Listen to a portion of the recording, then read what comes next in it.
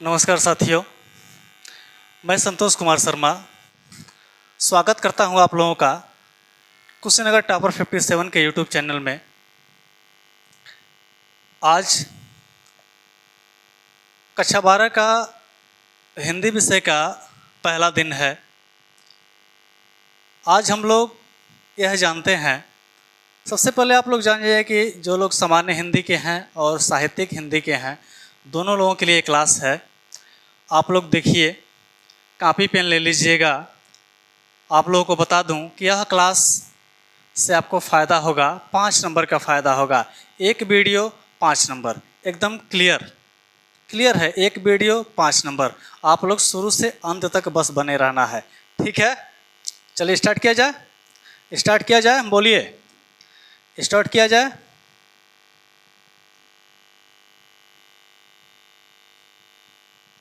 चलिए आगे बढ़ते हैं। आज हम देखेंगे हिंदी गद्य साहित्य का इतिहास और गद्य साहित्य का विकास। इस दोनों बातों पे चर्चा किया जाएगा। देखिए, हिंदी गद्य का काल विभाजन, पहले इस क्रम को हम लोग समझ लेते हैं, फिर आगे बढ़ेंगे। आप लोगों के लिए बहुत कुछ लेकर आया हूँ। देखिए, सब कुछ है।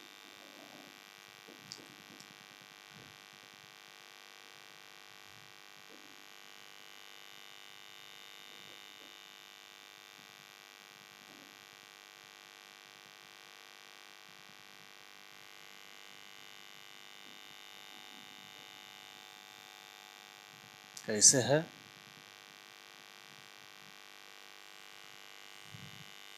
चलिए देखते हैं हम लोग। भारतेंदु युग से पहले की बात है, अथवा जिसको हम लोग कहेंगे प्राचीन युग। इसका जो समय सीमा स्टार्ट होता है 13वीं शताब्दी से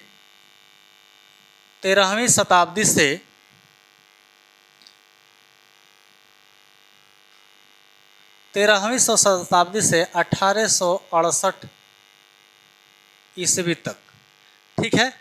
कब से? 13वीं शताब्दी से 1868 ईस्वी तक। उसके बाद हम लोग चलेंगे भारतेंदु युग, जिसको हम लोग नव जागरण काल के नाम से भी जानते हैं। यह चलता है 1868 ईस्वी से 1900 ईस्वी तक। समझिएगा, कहीं कहीं यत्र तत्र आप लोगों को दिखाई देगा कि जो भारतेंदु युग है उसका जो समय सीमा है 1850। कहीं कहीं आपको लोगों को दिखाई देगा ईस्वी से 1900 ईस्वी तक। समझिएगा कि 1850, बच्चा कंफ्यूज कि सर अगर कहीं आ जाए कि भारतेंदु युग की शुरुआत कब से होती है और ऑप्शन में 1868 हो और 1850 हो, तो दोनों में से हम क्या सेलेक्ट करेंगे? तो सबसे पहले दोनों चीज़ों को हम लोग समझ लेते हैं, तब न जानेंगे कौन सा सेलेक्ट करेंगे। तो चलिए समझते हैं। 1850 का मतलब है कि भारतेंदु जी का जन्म इसी वर्ष हुआ था, 1850 में, ठीक है। इसलिए लिखा जाता है कि 1850। समझ रहे हैं आप लोग? और देखिए, तो यानी कि अब कोई जन्म लेता है तो इसका मतलब ये थोड़ी होता है कि जन्म लिया और उसने क्या किया, साहित्य लिखना स्टार्ट कर दिया। ऐसा तो नहीं होता। ऐसा होता है क्या? नहीं होता। सबसे पहले वह बड़ा होता है, शिक्षा ग्रहण करता है, समाज की मनोस्थितियों को समझता है, परखता है, तब ना वह साहित्य लिखता है। ऐसे तो हम इसको नहीं कह सकते। मगर अगर ऑप्शन में पहले अगर ये दिख जाए तो सबसे पहले आप इसको ट्रिक कीजिएगा। अगर ऑप्शन में नहीं रहे तब 1850 ट्रिक कीजिएगा। चलिए ठीक है, समझ गए आप लोग? समझ गए? अरे समझ गए तो बोलिए जी। आगे देखिए, द्विवेदी युग को जागरण सुधार काल के नाम से भी जाना जाता है। द्विवेदी युग को जागरण सुधार काल के नाम से भी जाना जाता है। और थोड़ा सा एक कन्फ्यूजन रहता है बच्चों के दिमाग में कि सर ये द्विवेदी युग है तो क्या महावीर प्रसाद द्विवेदी के नाम से पड़ा है कि हजारी प्रसाद द्विवेदी के नाम से पड़ा है? तो आप लोग समझिएगा, यह महावीर प्रसाद द्विवेदी के नाम से पड़ा है, ठीक है। हजारी प्रसाद द्विवेदी कहेंगे तो ये गलत होगा। ठीक है ना। किनके नाम से पड़ा है द्विवेदी युग? हजारी प्रसाद नहीं, सॉरी, महावीर प्रसाद द्विवेदी के नाम से यह काल पड़ा है। चलिए आगे आते हैं शुक्ल युग। इसका समय सीमा समझ लीजिएगा। सन 1900 ईस्वी से 1918 ईस्वी तक, 18 ईस्वी तक द्विवेदी युग। इसके बाद आता है छायावादी युग, जिसको हम लोग शुक्ल युग के नाम से भी जानते हैं। ठीक है। शुक्ल युग रामचंद्र शुक्ल जी के नाम पर पड़ा है, जिसका समय सीमा है 1918 से लेकर 1918 ईस्वी से लेकर 1938 ईस्वी तक, 1938 ईस्वी तक। ठीक है। उसी तरह शुक्लोत्तर युग, शुक्लोत्तर युग जिसको हम लोग प्रगतिवाद युग के नाम से भी जानते हैं। किस नाम से? प्रगतिवाद युग के नाम से भी जानते हैं। और इसका समय सीमा क्या होता है? 1938 ईस्वी से लेकर 1947। 1947 में हम लोग को आज़ादी मिली थी ना? बोलिए, आज़ादी मिली थी कि नहीं मिली थी? बोलिए बाबू, मिली थी ना? तक। उसके बाद आता है स्वतंत्रत्योत्तर युग, जिसको हम लोग प्रयोगवाद युग के नाम से भी जानते हैं। तो इसका कालक्रम क्या होगा बताइए? 1947 से अब तक। क्या बाबू? 1947 से अब तक। समझ में आ गया आप लोग? इसका एक स्क्रीनशॉट ले लीजिए, आगे बढ़ा जाए। बोलिए। चलिए आइए अब जानिए। देखिए, अगर समय सीमा दिया गया है कि भारतेंदु युग का यह समय सीमा है, द्विवेदी युग का यह समय सीमा है, शुक्ल युग का यह समय सीमा है, यानी सबका समय सीमा दिया गया है, तो क्या वजह होगा समय सीमा निर्धारित करने के लिए? कौन निर्धारित किया होगा? बात तो दिमाग में आ रही है, आती होगी दिमाग में आपके। तो यह चीज़ हम लोग जानते हैं कि आखिर यह जो समय सीमा निर्धारण किया है, कौन किया है, क्यों किया है। ठीक है, चला जाए, आगे बढ़ा जाए। आइए देखिए, कुछ साहित्यकार थे जिनको हम इतिहासकार के नाम से भी जानते हैं। उन्होंने हिंदी साहित्य का इतिहास किताब लिखा। हिंदी साहित्य का इतिहास, यानी किताब का नाम दूसरा हो सकता है, मगर उनका जो तात्पर्य था हिंदी साहित्य के इतिहास को लिखना। ठीक है। आइए, पहली बार अगर किसी ने हिंदी साहित्य के इतिहास को लिखने का योजना बनाई या फिर जिसने लिखा, उनका नाम है गारसा दत्तासी। गारसा दत्तासी, गारसा दत्तासी। गारसा दत्तासी फ्रेंच भाषा में, किस भाषा में? फ्रेंच भाषा में इस्तवार द ला लिटरेत्यूर एंदुई हिंदुस्तानी नाम की एक पुस्तक लिखी। ठीक है। अब जब ये पुस्तक लिखी, यह फ्रेंच भाषा में थे, यानी कि नाम से ही पता चल रहा है और भाषा से ही पता चल रहा है कि यह भारत के निवासी तो थे नहीं। तो भारत के साहित्य को ये कैसे जान पाएंगे? कैसे जान पाएंगे कि भारत कभी आए भी नहीं? बता दूं मैं कि गारसा दत्तासी जी भारत कभी नहीं आए थे, फिर भी इन्होंने हिंदी साहित्य का इतिहास लिख दिया। कैसे लिख दिया?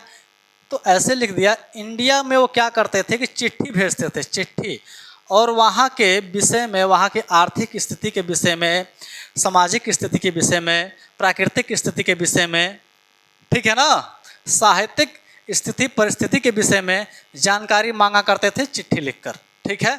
किसी भारतवासी के पास चिट्ठी भेजते होंगे, चाहे किसी अंग्रेज के पास चिट्ठी भेजते होंगे, ठीक है ना, उसके माध्यम जो चिट्ठी उनके पास जाती थी, उसी के माध्यम से इन्होंने इतिहास लिखा। ठीक है। तो इनको मान्यता आप लोग बताइए कि मिलनी चाहिए कि नहीं मिलनी चाहिए? एक तो ये भारत आए नहीं थे, ठीक है, और कुछ कुछ ही बातें जान पाए होंगे। लिखने वाला हो सकता है कि अच्छा लिखा हो, बुरा लिखा हो, अगर बिना पढ़े, बिना जाने, बिना विचारे लिखा हो, ये भी हो सकता है। ठीक है ना। तो इनके इतिहास को मान्यता नहीं मिली। इनका जो प्रकाशन वर्ष 2 भागों में प्रकाशित हुआ। पहला जो प्रकाशित का सन है 1839। 1839 में पहला भाग प्रकाशित हुआ और 1847 में दूसरा भाग प्रकाशित हुआ। ठीक है ना। चलिए आगे बढ़ते हैं। दूसरा जो लेखक आए हम लोग के सामने, शिव सिंह सेंगर।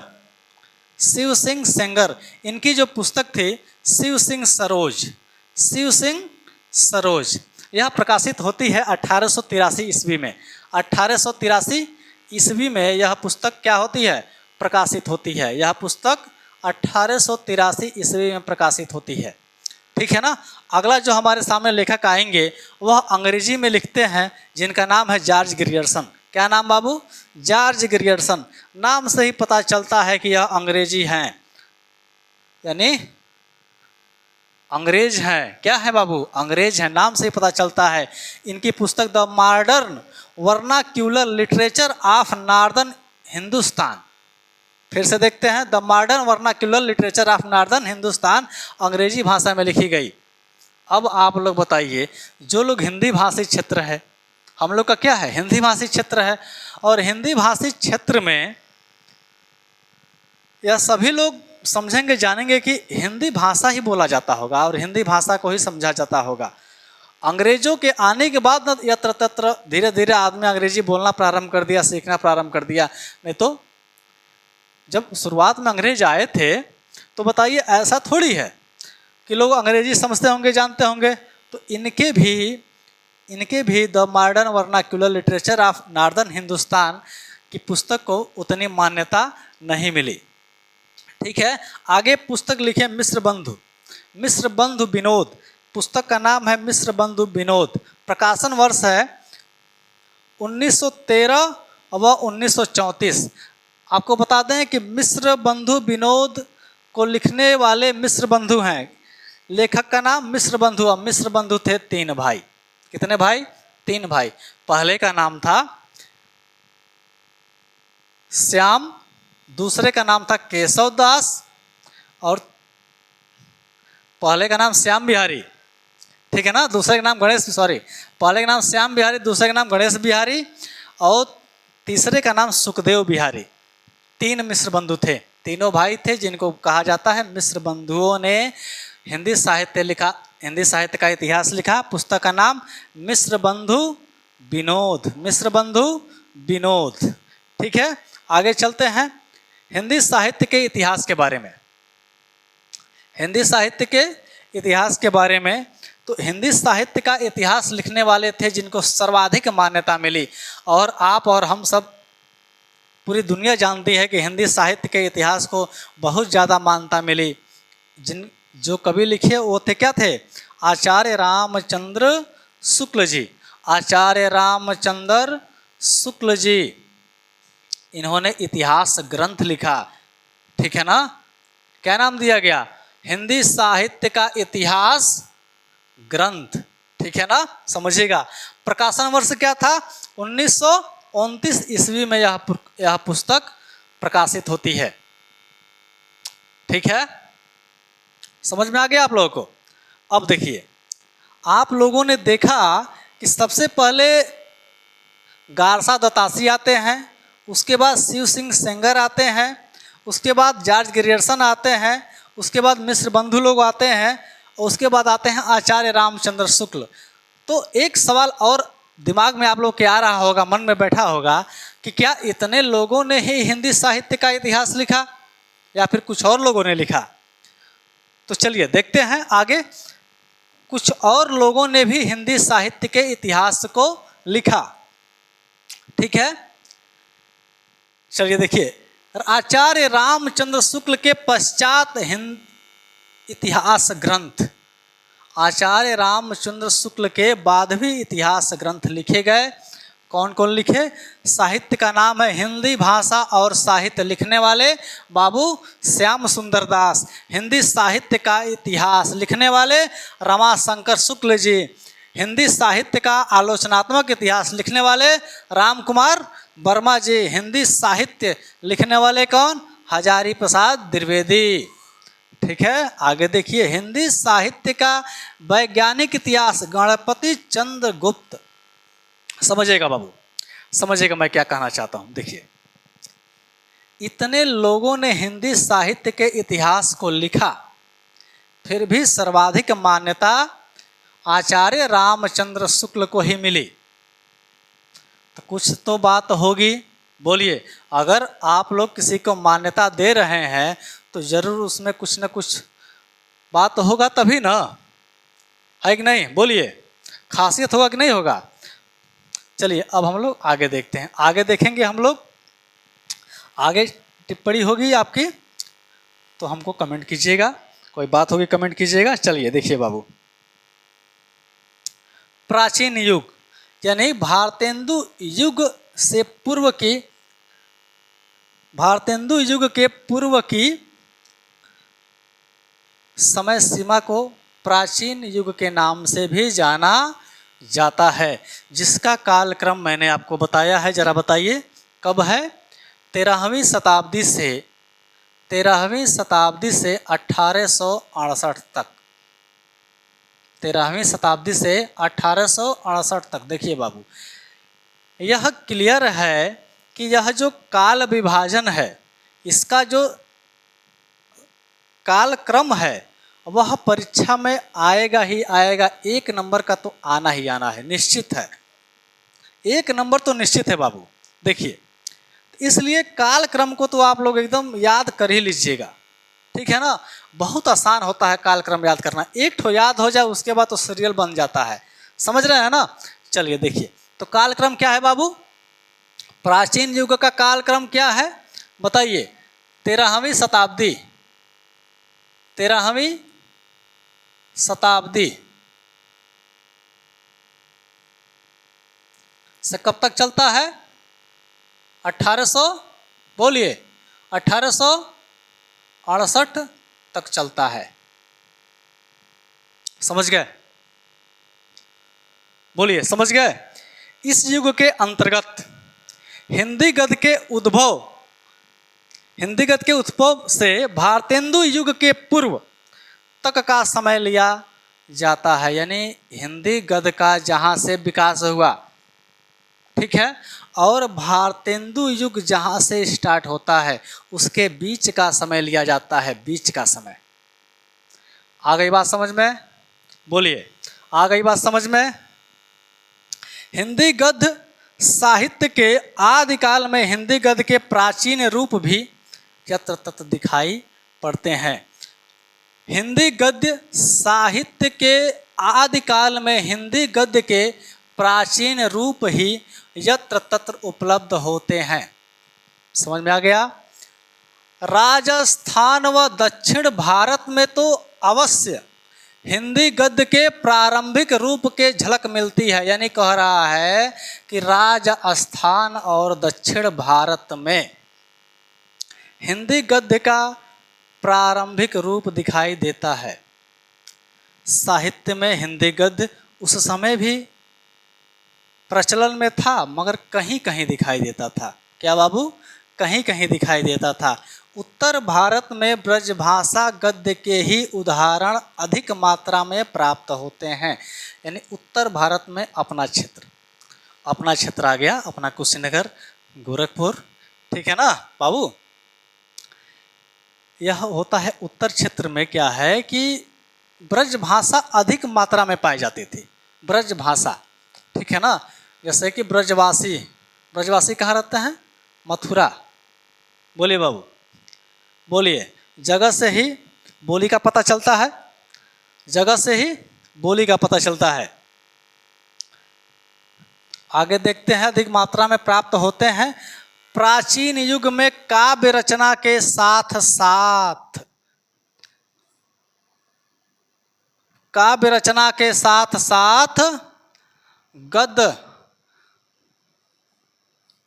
गद्य रचना की दिशा में कुछ प्रयास दिखाई देते हैं, यानी कि प्राचीन काल में सबसे ज़्यादा जो रचना होती थी, यानी मैंने आपको बताया कि यत्र तत्र दिखाई देता है, तो प्राचीन समय में अधिकतम गद्य की रचना होती थी, काव्य की रचना होती थी, मगर काव्य के साथ साथ गद्य की भी रचनाएं मिलती हैं। समझ में आया बाबू? बोलिए, समझ में आया?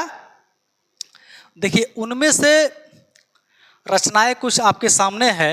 Rahul well, Rahul Rahul well, Rahul well एक रचना है। मुक्ति व्यक्ति प्रकरण, मुक्ति व्यक्ति प्रकरण और वर्ण रत्नाकर, वर्ण रत्नाकर इस काल की रचनाएं हैं। इस संदर्भ में उल्लेखनीय रचनाएं हैं। मैथिली साहित्य में विद्यापति की, मैथिली साहित्य, मैथिली बोली कहाँ बोली जाती है कमेंट बॉक्स में लिखिएगा। मैथिली साहित्य में विद्यापति की रचना कीर्तिलता एवं कृति पताका उल्लेखनीय है। विद्यापति की दो रचनाएं, विद्यापति की दो रचनाएं। बाबू प्रश्न आ सकता है, बहुविकल्पी में प्रश्न आ सकता है कि विद्यापति की प्राचीन युग की रचना कौन सी है? तो विद्यापति की रचना कीर्तिलता, रचना कीर्तिलता एवं कृति पताका, कीर्तिलता एवं कृति पताका उल्लेखनीय है। समझ में आया? समझ में आएगा बाबू कि नहीं आया? बोलिए। इसी क्रम में मुंशी सदा सुखलाल, नाम सुना है? मुंशी सदा सुखलाल, मुंशी इंसा अल्लाह खां, सदल मिश्र, पंडित लल्लू लाल, ठीक है ना, प्राचीन युग के कवि रहे हैं। और हमारे तुलसीदास भी, हमारे कबीरदास जी, सूरदास जी, सभी लोग किस युग के रचनाकार रहे हैं? हमारे प्राचीन युग के ही रचनाकार रहे हैं, ठीक है ना। यानी हमारा जो समय सीमा है 13वीं शताब्दी है बाबू, ठीक है ना। इसमें तो सभी लोग आ जाएंगे ना। चलिए आगे बढ़ा जाए। चलिए आइए, भारतेंदु युग, भारतेंदु युग का समय सीमा बोलिए बाबू, समय सीमा भारतेंदु युग का बोलिए। समय सीमा 1900 ईस्वी से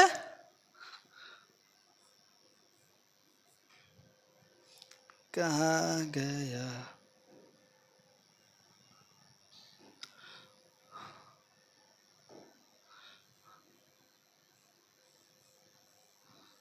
उन्नीस सौ ईस्वी से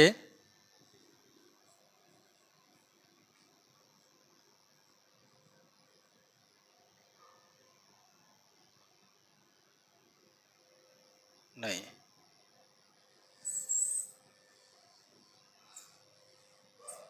ठीक है बाबू। चलिए आगे देखिए। भारतेंदु हरिश्चंद्र को आधुनिकता का प्रवर्तक साहित्यकार माना जाता है।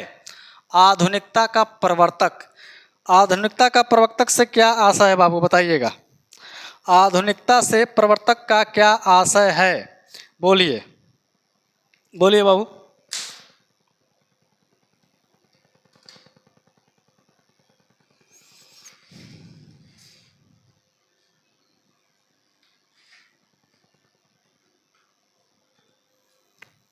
बोलिए बाबू, बोलिए।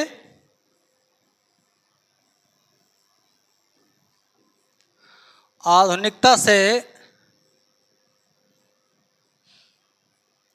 क्या आशय है? भारतेंदु हरिश्चंद्र को आधुनिकता का प्रवर्तक साहित्यकार माना जाता है, क्यों? 19वीं शताब्दी के अंतिम चरण में हिंदी साहित्य का आकाश भारतेंदु हरिश्चंद्र के पूर्ण प्रकाश से जगमगा उठा, ठीक है ना।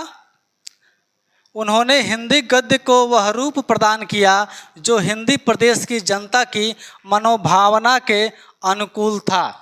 यानी जो उस समय का सामाजिक जो दृश्य था, राजनीतिक जो दृश्य था, उसके बारे में जानिए बाबू। उस समय अपना जो भारत था, इस समय 1868 से 1900, ठीक है, इस समय अपना जो भारत देश था वह अंग्रेजों का गुलाम था। अब जब आदमी किसी का गुलाम रहेगा तो जिसका गुलाम रहेगा उसी की बात को मानेगा, चाहे मर्जी से कह लीजिए चाहे मजबूरी से कह लीजिए। बोलिए, चाहे मर्जी से कह लीजिए चाहे मर्जी से या फिर मजबूरी से, सॉरी, ठीक है, वह उसी की बात मानेगा। नहीं मानेगा तो बताइए वो क्या करेगा? क्या करेगा? वह मजबूर करेगा, ठीक है ना, कठोर दंड देगा, असहाय दंड देगा, पीड़ा देगा, अपशब्द बोलेगा। बोलेगा कि नहीं बोलेगा बाबू? करेगा कि नहीं करेगा? आप ही लोग बताइए, ठीक है ना। तो उस समय भारतेंदु जी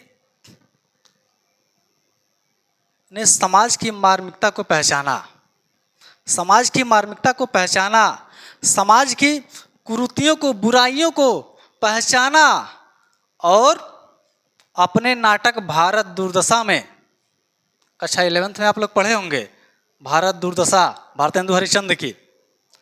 अपने नाटक भारत दुर्दशा में उन्होंने लोगों को लथाड़ा है, लोगों को समझाते हुए भारतवर्ष की उन्नति कैसे हो सकती है, आम जनमानस की, भारतवासियों की उन्नति कैसे हो सकती है, उसके विषय में समझाया है, बताया है। उनके अंदर दबे उत्साह को, जोश को जगाया है। उनके अंदर हिम्मत हारे हुए जो उनके जो भारतवासी थे, अपने भारतवासियों को आगे बढ़ाने के लिए बहुत प्रयास किया है। चलिए,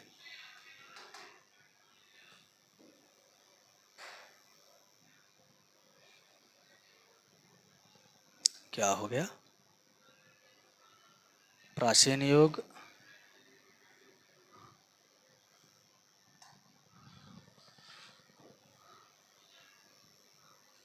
ठीक है।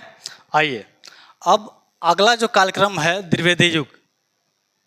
द्विवेदी युग में यह नाम, जैसा कि मैंने आप लोगों को बताया कि यह नाम महावीर प्रसाद द्विवेदी जी के नाम से पड़ा है, ठीक है। इनका जो समय है 1900 से 1918 ईस्वी तक, द्विवेदी युग, ठीक है। जरा समझिएगा बाबू, इस युग को जागरण सुधार काल भी कहा गया है। जागरण सुधार काल भी कहा गया है। किस नाम को? बोलिए। द्विवेदी युग को जागरण सुधार काल के नाम से भी जाना जाता है। द्विवेदी जी 1903 ईस्वी में रेलवे में कर्मचारी थे। इन्होंने समाज की बुराइयों को देखा। समाज की क्या बुराई थी बाबू? समाज की बुराई थी बाल विवाह, सती प्रथा,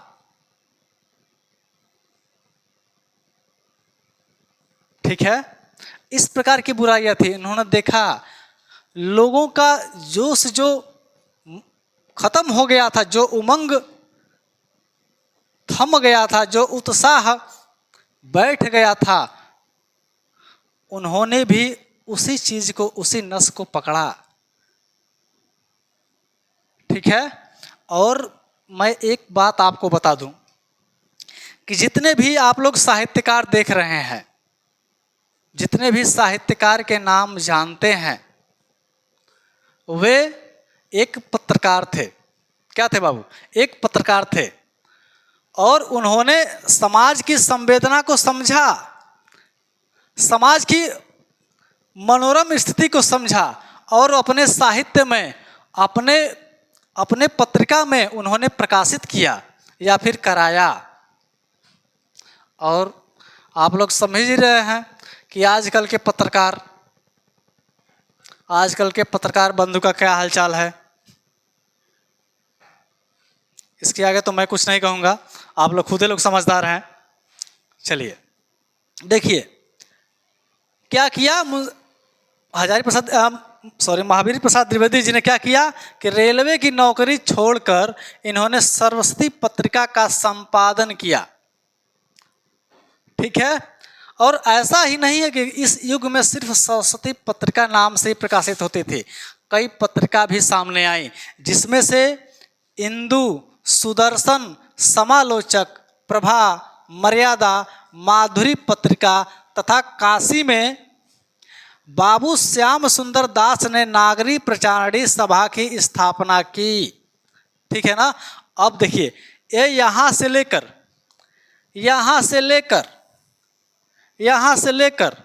और देखिएगा यहाँ से लेकर और यहाँ तक जितने भी पत्रिका आपके सामने है यह सभी काशी से प्रकाशित होती हैं। काशी, ठीक है ना, जिसको हम लोग वाराणसी के नाम से भी जानते हैं।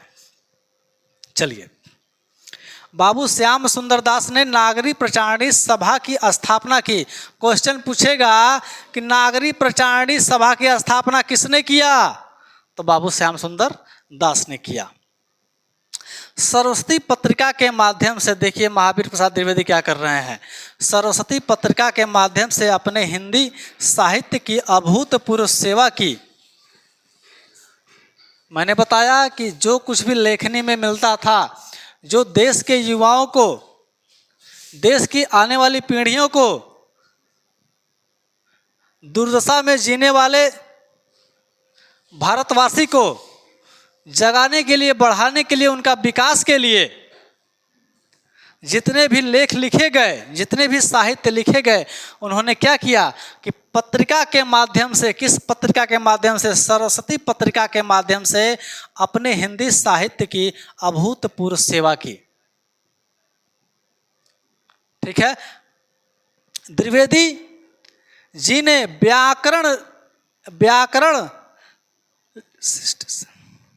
व्याकरण लिस्ट संयमित, सरल, स्पष्ट और विचारपूर्ण गढ़ के निर्माण में महत्वपूर्ण भूमिका अदा की। जैसे पिछली बार हम लोग पढ़े हैं, अभी हाल ही में हम लोग पढ़े हैं भारतेंदु युग जी। भारतेंदु युग में क्या था कि आप लोग देखें कि सबसे ज़्यादा जो बोलबाला था वह ब्रज बोली का था, ब्रज भाषा का था। ठीक है ना। तो उस समय क्या था कि मान लीजिए खड़ी बोली का विकास क्रम हम लोग पढ़ रहे हैं और ब्रज भाषा उसमें आ रहा है। ठीक है ना। तो मान लीजिए खड़ी ब्रज जो है एक बोली है। ठीक है ना। तो अब कोई बोली भाषा के रूप में कैसे बनती है, जब ज़्यादा से ज़्यादा लोग बोलेंगे, जिसका क्षेत्रफल, बोलने वालों का क्षेत्रफल बहुत ज़्यादा होगा, वही ना भाषा कहलाएगी। बोलिएगा बाबू, सही कह रहे होंगे गलत, बोलिए। तो उस समय जो व्याकरण था, हिंदी गद्य का जो व्याकरण था, उसमें काफ़ी त्रुटियां थीं। तो जैसे जैसे समय बीतता गया, साहित्यकारों ने उस पर विचार मंथन करते हुए क्या किया, उसमें क्या किया, सुधार लाया, परिवर्तन लाया। वही द्विवेदी जी ने व्याकरण लिस्ट संयमित, सरल, स्पष्ट और विचारपूर्ण गढ़ के निर्माण में महत्वपूर्ण भूमिका अदा किए। हिंदी कहानी का वास्तविक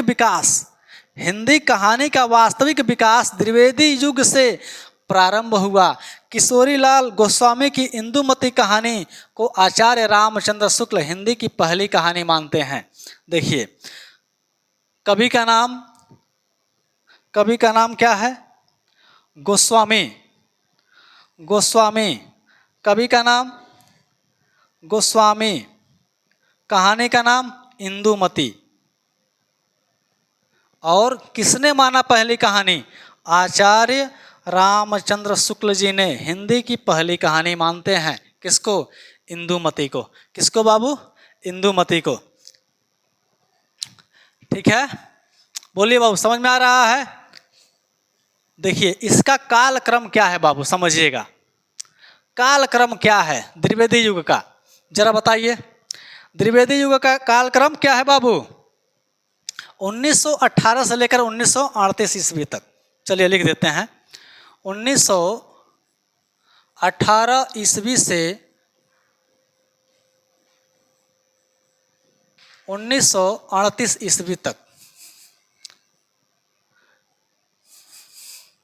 याद कीजिए वह समय, वह टाइम को आप लोग याद कीजिए, उस समय को याद कीजिए जब पंजाब के अमृतसर में नरसंहार हुआ था। आप लोग भूल गए क्या? याद कीजिए। जलियांवाला बाग हत्याकांड, जलियांवाला बाग हत्याकांड कब हुआ था? बोलिए बाबू। 1919 में। कब हुआ था? 1919 में। यानी कि आप लोग देखेंगे कि जब द्विवेदी युग स्टार्ट हो रहा है, कब हो रहा है? जब द्विवेदी युग स्टार्ट हो रहा है तो 1919 में जलियांवाला बाग हत्याकांड हो रहा है। आप लोगों को पता है जलियांवाला बाग नरसंहार क्यों हुआ था? बोलिए। एक कानून आया था भारत में, अंग्रेजों ने लेकर आया था, रॉलेट एक्ट। रॉलेट एक्ट, उसके विरोध में शांतिपूर्व धरना चल रहा था। शांतिपूर्व धरना। अगर वहां पे विद्रोह होता तो तुमने गोली चलवाया, नरसंहार किया, सभी लोग उसके पक्ष में होते। मगर इस जनरल डायर ने शांति प्रिय से चल रहे धरने पे गोलियों से सबको भुनवा दिया। ऐसा समय था वो। कैसे आप लोग भूल सकते हैं इस समय को? ऐसी घटना जहां पे हुई हो, जिस देश में हुआ हो, उस देश के साहित्यकार उस समय की मार्मिक स्थिति को, उस दुखद स्थिति को अपने मनोभाव के माध्यम से, लोगों के मनोभाव के माध्यम से, जनमानस के लोक भाव के माध्यम से अपने साहित्य में उतारा, अपने साहित्य में संजोया, अपने साहित्य में पिरोया। चलिए, हिंदी कहानी का वास्तविक विकास द्विवेदी युग से प्रारंभ हुआ। किशोरीलाल गोस्वामी की रचना इंदुमती कहानी आचार्य रामचंद्र शुक्ल ने हिंदी की पहली कहानी मानते हैं। ठीक है, चलिए आगे बढ़ते हैं बाबू। अगला हम लोग देखेंगे शुक्ल युग। शुक्ल युग की समय सीमा। शुक्ल युग को आप लोग बताइए कि और किस नाम से हम लोग जानते हैं? शुक्ल युग को और हम लोग किस नाम से जानते हैं? शुक्ल युग को छायावाद युग के नाम से भी जानते हैं। किस नाम से बाबू? छायावाद। किस युग से, किस नाम से बताइएगा? बताइएगा बाबू, किस युग से, किस नाम से जानते हैं हम लोग? छायावाद। किस नाम से? छायावाद।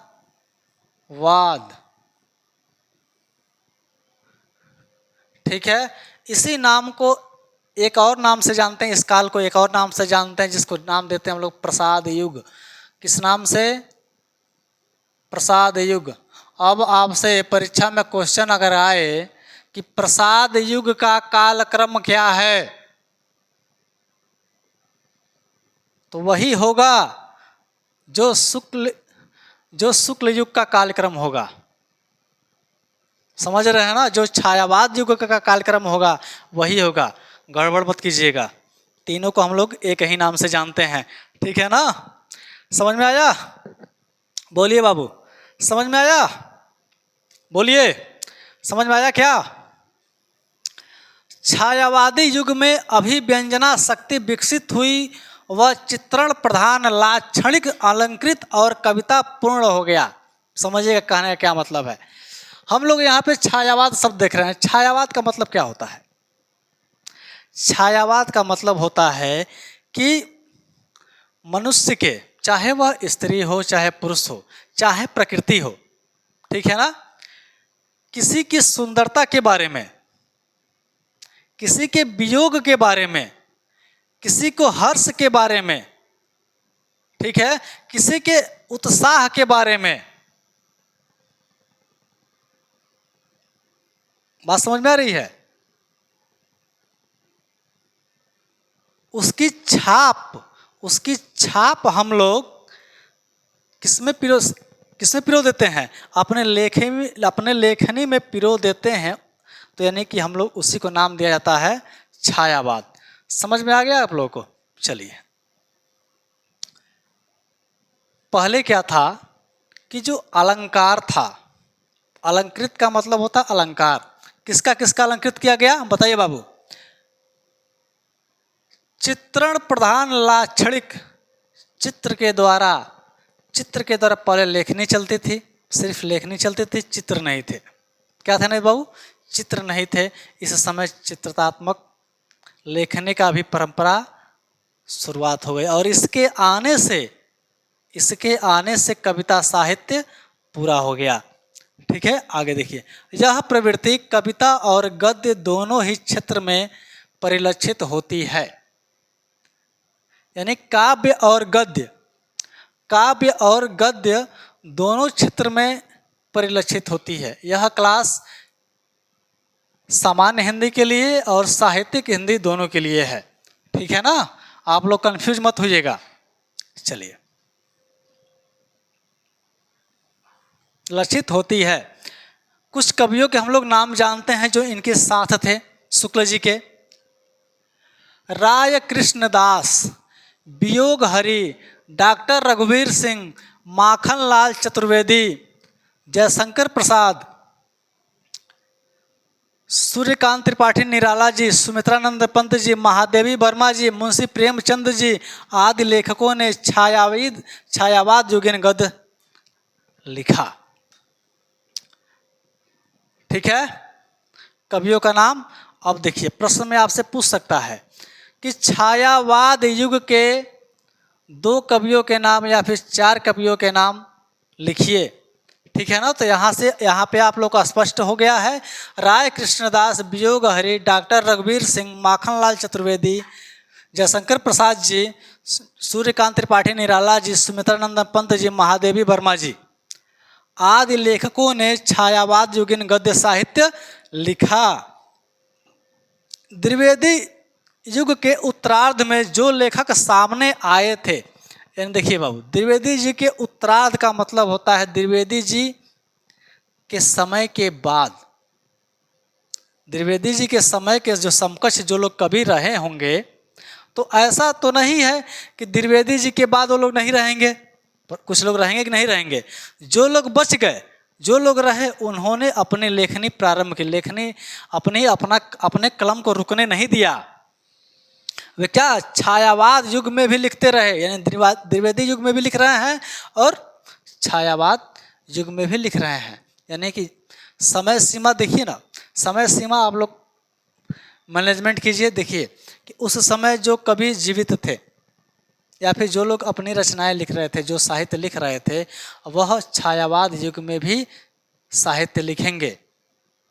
पर समय के साथ साथ परिवर्तन होता है, ये सभी को पता है कि समय सब कुछ बदल देता है। कल हम लोग गुलाम थे, आज आज़ाद हैं। ये समय है बाबू, समय सब कुछ बदल देता है।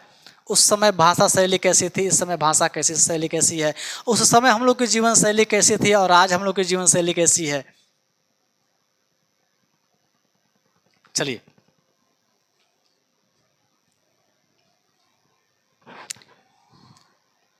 और उनकी प्रवणतम रचनाएं इसी युग में पुस्तकाकर प्रकाशित हुई, पुस्तक के रूप में प्रकाशित हुई। इनमें आचार्य रामचंद्र शुक्ल जी, बाबू गुलाब राय जी तथा बख्शी जी प्रमुख हैं। छायावादी युग में नाटक के क्षेत्र में सर्वाधिक प्रगति हुई। छायावादी युग में नाटक के क्षेत्र में सर्वाधिक प्रगति हुई। इसका संपूर्ण श्रेय जयशंकर प्रसाद जी को जाता है।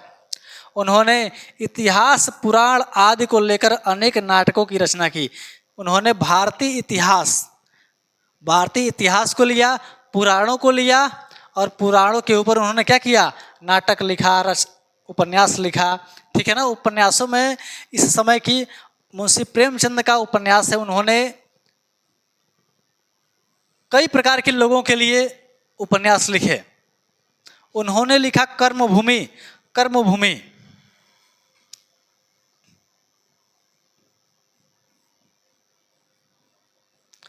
कर्मभूमि उपन्यास लिखे, किसके लिए? इन्होंने किसकी व्यथा को दर्शाया है? क्या आपको जानकारी है? बोलिए। इसमें अछूत लोगों को, अनुसूचित जनजातियों के बारे में लिखा है, उनके मनोरम स्थिति का, मार्मिक स्थिति का, उनकी खराब स्थिति का कह लें चित्रण किया है। किसमें? कर्मभूमि में। एक उपन्यास है सेवा सदन। सेवा सदन, सेवा सदन में वेश्यावृत्ति का चर्चा है। वेश्यावृत्ति, किसानों को भी उन्होंने नहीं छोड़ा। किसान के लिए, किसान के मार्मिक स्थिति के लिए, उनकी परेशानियों को उजागर करने के लिए, उनकी गरीबी को बताने के लिए, उनकी गरीबी का चित्रण करने के लिए कि गरीबी क्या चीज होती है, किसान असहाय कैसे है, क्यों है, क्या कारण है, उन्होंने उपन्यास लिखा। कौन सा उपन्यास? बोलिए। गोदान। सभी लोगों को पता है गोदान। अब मुझे लगता है कि सभी लोग इस नाम को जानते होंगे। ख्याति प्राप्त उपन्यास है गोदान। प्रश्न आ सकता है कि मुंशी प्रेमचंद्र के 2 उपन्यास का नाम लिखिए, या फिर आ जाएगा कि इनमें से कौन सा मुंशी प्रेमचंद्र का उपन्यास है। ये तीनों हमेशा पूछता है। कर्मभूमि, सेवा सदन, गोदान। ठीक है बाबू, आगे बढ़ा जाए। चलिए, शुक्लोत्तर युग। बोलिए बाबू, शुक्लोत्तर युग के विषय में आप लोग जानते हैं? चलिए आगे देखा जाए। राष्ट्रीय सांस्कृतिक चेतना से प्रेरित लेखकों ने भी क्रमशः यथार्थवादी जीवन दर्शन को महत्व देना आरंभ किया। यथार्थवादी जीवन, यह समय कब है बाबू? 1947। कब है बाबू? बोलो बोलो बाबू, बोलो। शुक्लोत्तर 1938 से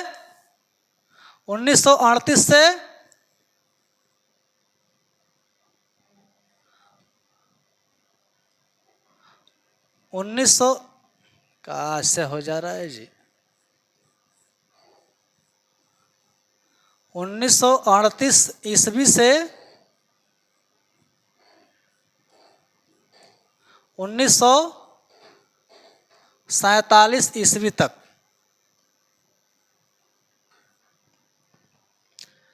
अब इसमें गद्य का क्या विकास हो रहा है? देखिए, राष्ट्रीय सांस्कृतिक चेतना से प्रेरित लेखकों ने भी क्रमशः यथार्थवादी जीवन दर्शन को महत्व देना आरंभ किया। छायावादी युग के कई लेखक नई नई भूमि पर पदार्पण कर नवीन युग चेतना के अनुसार साहित्य रचना में प्रवृत्त हुए। यह समय था आज़ादी का बाबू, यह समय था।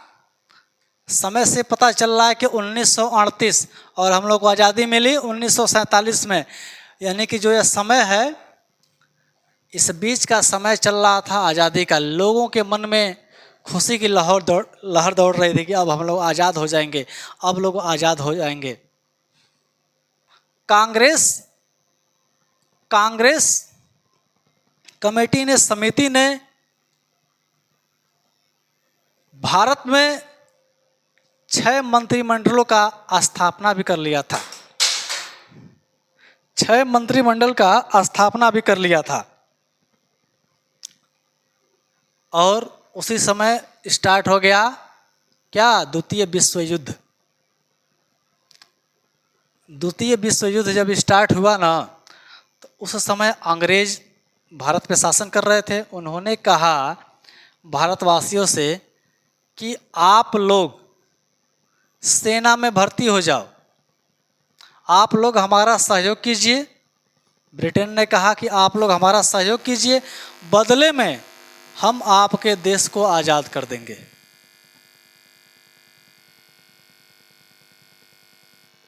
देखिए बाबू, कितना बड़ा लालच।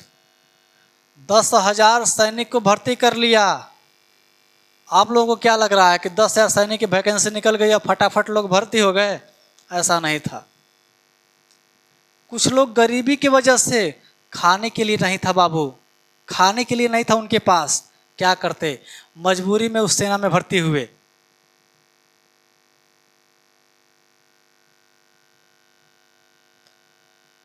खाने के लिए कुछ नहीं था तो क्या करते, परिवार के भरण पोषण के लिए उनकी आजीविका नहीं थी, रोजगार नहीं था तो क्या करते, मजबूरी में सेना में भर्ती होना है।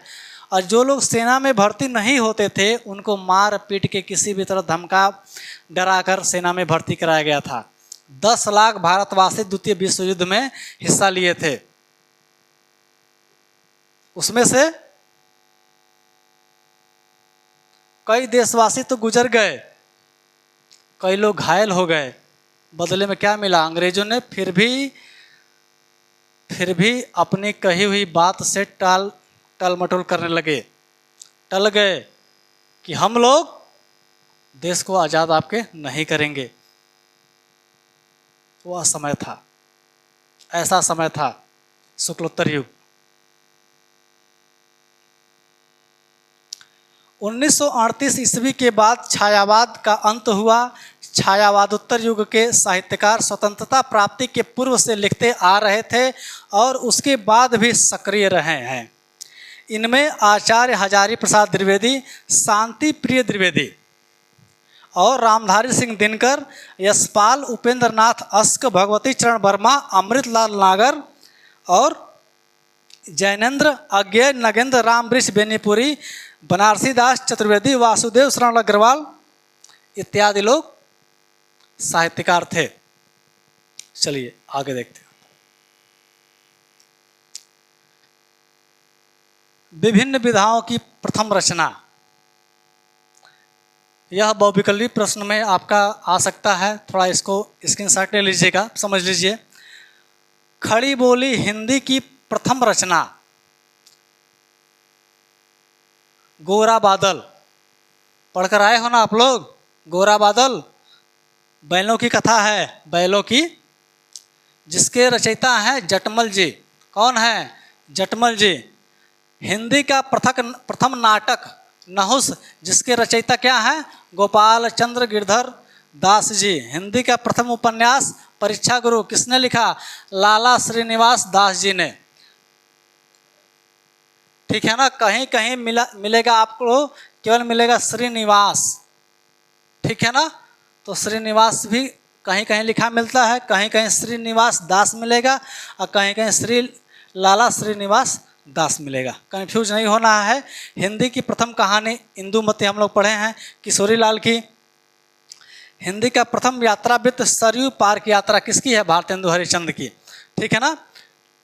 चलिए आप लोग देखिए, आप लोग यहाँ पे आज का सेशन समाप्त हो रहा है और आप लोगों को कल पढ़ कर आना है, ठीक है ना। क्या पढ़ कर आना है, हम लोग को हिंदी की अनेक विधाएं, हिंदी की अनेक विधाएं क्या पढ़ना है। विधाओं में नाटक, उपन्यास, यात्रावृत्त, ठीक है ना, कहानी, समझ में आ रहा है ना, बोलिए। इन सब को पढ़ के आना है। आज का टॉपिक यहीं, आज का सेशन यहीं समाप्त होता है। और आप लोग समझिए कि सोमवार यानी कि हर सप्ताह के 3 दिन, सोमवार,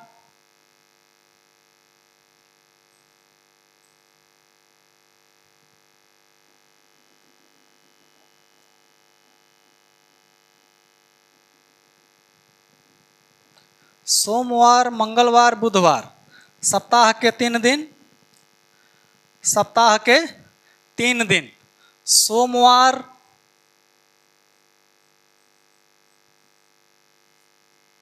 मंगलवार और बुधवार शाम के 7 बजे,